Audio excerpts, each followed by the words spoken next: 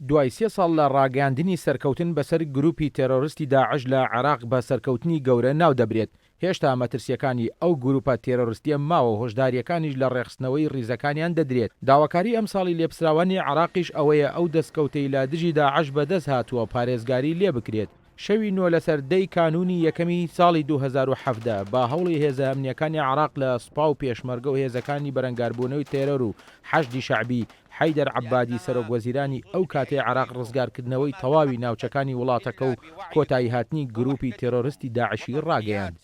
دوای تێپەڕبوونی 3 ساڵ بەسەر لە ناوبردنی تێرۆریستانی داعش و ئومێدی دەستپێکردنی قۆناغێکی نوێ و مێژووی، هێشتا لێکەوتەکانی وێرانکاری ئەو گروپە تێرۆریستیە وەک مۆتەکە بەسەر عێراقەوە بەجێماوە حکوومەت تۆمەتبار دەکرێت بە پشتگوێخستنی بەرپرسیارەتیەکانی. ئۆپەراسیۆنە سەربازیەکانی لە ناوبردنی داعش وێرانکاریەکی گەورەی لە ناوچە داگیرکراوەکانی عێراق دروست کرد بە جۆرێک ئاوادانکردنەوەی تەواوی ناوچەکان نزیکەی 90 ملیار دۆلاری پێویستە. هێشتا چەندین ناوچەش بە وێرانکاری بەجێهێڵدراون.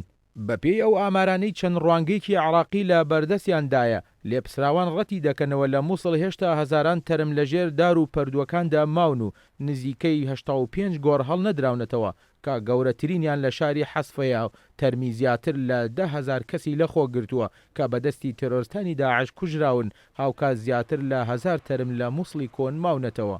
تا ئێستا شانە نووسوەکانی ئەو گروپە تێرۆریستیە هەڕەشەن بۆ سەر ئاسایشی وڵاتەکە و لێرە و لەوێ پەلاماری نوێ ئەنجام دەدەن، بەڵام لێپسراوانی ئەمنی عێراق جەخت دەکەنەوە لەوەتەی توانای سەربازی داعش هێندە لاواز بووە کە ناتوانین هیچ ناوچەیەک بخەنە ژێر ڕکێفی خۆیان. بەپێی راپۆرتە ڕۆژنامەوانیەکان ئەو ڕووبەرەی داعش لە عێراق و سووریا داگیری کرد هێندەی ڕووبەری بەریتانیا دەبوو.